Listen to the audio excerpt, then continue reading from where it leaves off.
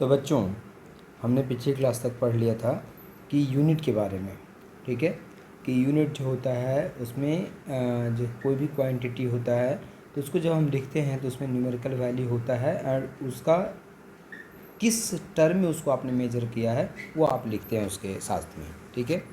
Now अब है fundamental and derived unit. What is fundamental and derived unit? Fundamental unit क्या है, derived unit क्या है? Fundamental units, the unit selected for the measurement of the base quantity, ठीक है। The unit selected for the measurement of base quantities are known as the base unit और absolute unit और fundamental unit.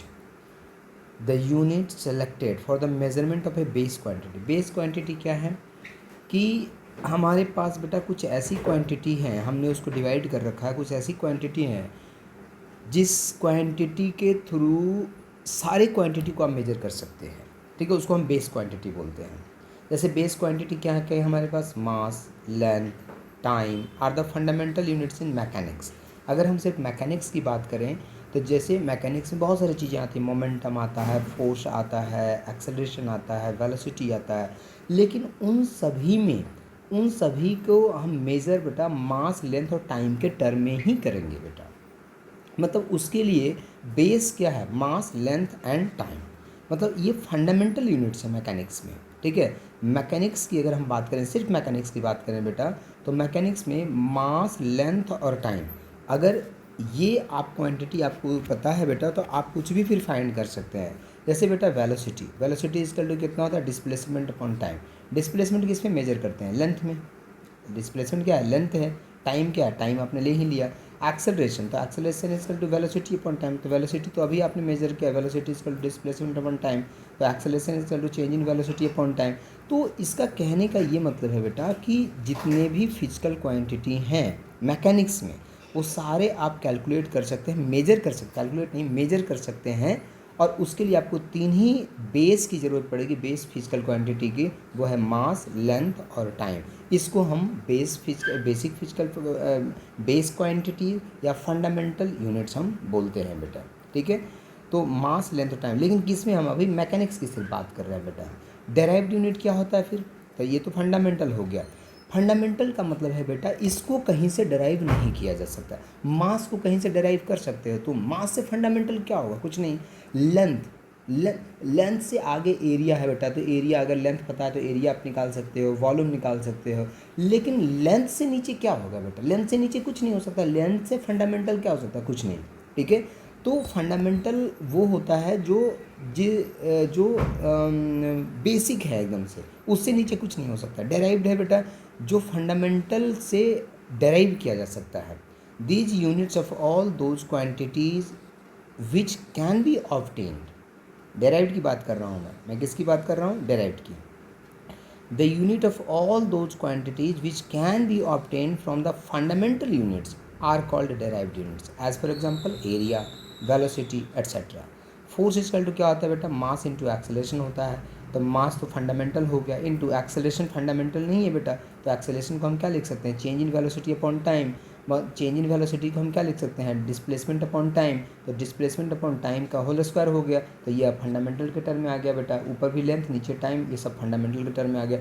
तो इस तरह से force हमारे लिए क्या है, डेराइव्ड यूनिट है, इसको भी हमने फंडामेंटल के टर्म में कन्वर्ट कर दिया। तो जितने भी मास, लेंथ, टाइम के अलावा मैकेनिक्स में जो भी यूनिट आएगा बेटा वो सारे डेराइव्ड यूनिट कहलाएंगे, और उन सभी को हम फंडामेंटल के टर्म में लिख सकते हैं। अब मैकेनिक्स के अलावा हम आगे बात करेंगे। मैकेनिक्स के लिए हमने अभी तक बात की है कि मास, लेंथ और टाइम की ज़रूरत पड़ती है। मैकेनिक्स से आगे जैसे थर्मोडाइनमिक्स है और सारे जो एक्चुअली में टोटल जो फंडामेंटल यूनिट्स हैं बेटा वो 7 हैं, ठीक है। उसके बारे में हम आगे चर्चा भी करेंगे। नाउ इसके बाद है सिस्टम्स ऑफ यूनिट। कितने तरीके का सिस्टम है हमारे पूरे वर्ल्ड में, ठीक है। तो सबसे पहला सिस्टम है बेटा FPS system, food pound second system, ठीक है। सबसे पहला सिस्टम यही आया बेटा, फूड पाउंड सेकेंड सिस्टम।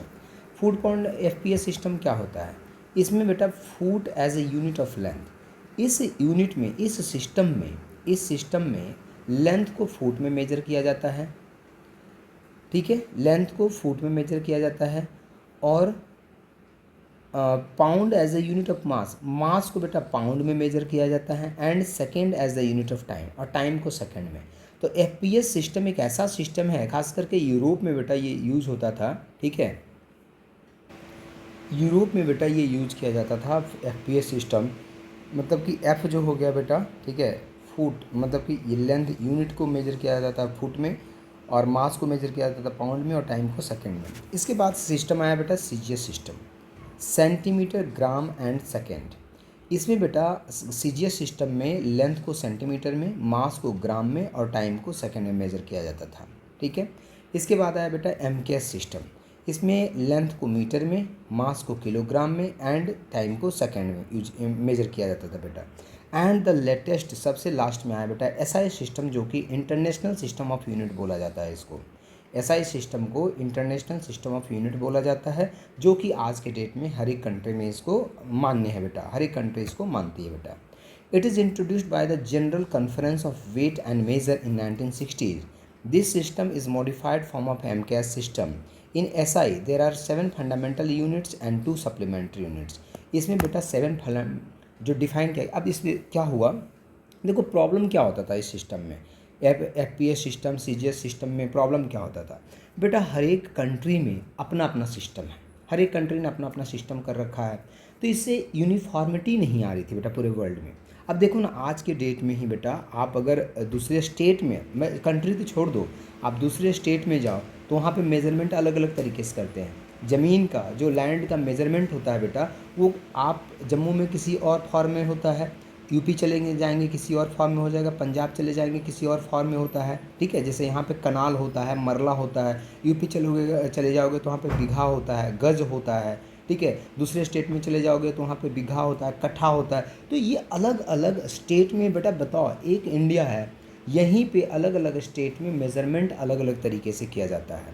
अब अगर जम्मू का आदमी चला जाए यूपी में ज़मीन खरीदने बेटा, तो उसे नहीं समझ में आएगा, उसे तो मरला और कनाल पता है बेटा, तो वहाँ तो चलता है कट्ठा और बीघा, ठीक है, तो उसे कैसे पता चलेगा। तो इसीलिए एक यूनिफॉर्मिटी लाने के लिए पूरे वर्ल्ड में 1960s में बेटा पूरे वर्ल्ड के जो रिप्रेजेंटेटिव थे हर एक कंट्री के, वो बैठे वहाँ पे साइंटिस्ट और जो आप कर लीजिए जो इंजीनियर्स थे, और उन्होंने कहा कि नहीं, पूरे वर्ल्ड में कहीं न कहीं एक सिस्टम लाना पड़ेगा इसमें, जिससे पूरे वर्ल्ड उस सिस्टम को फॉलो करे, ठीक है।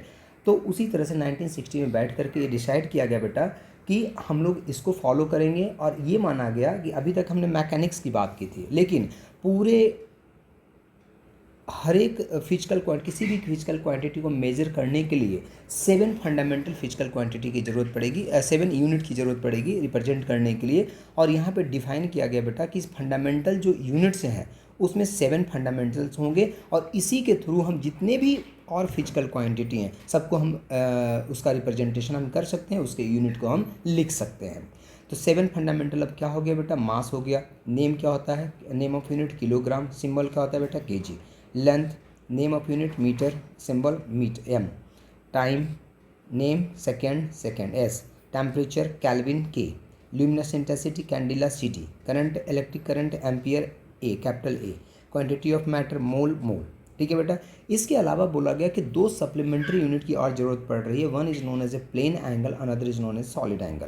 प्लेन एंगल जिसका नेम ऑफ यूनिट रेडियन है बेटा, सिंबल RAD है। दूसरा सॉलिड एंगल जिसका नेम ऑफ यूनिट स्टेरेडियन है बेटा, सिंबल SR है, ठीक है। अब है definitions of fundamental units and supplementary units in SI। Metre का डेफिनेशन क्या होगा, व्हाट इज़ 1 मीटर, क्या है 1 मीटर, क्या है 1 kg मास, 1 किलोग्राम है क्या, ठीक है, 1 सेकेंड क्या है। तो इसका डेफिनेशन बेटा यहाँ से स्टार्ट किया है, तो ये हम नेक्स्ट वीडियो में आपको बता रहे हैं।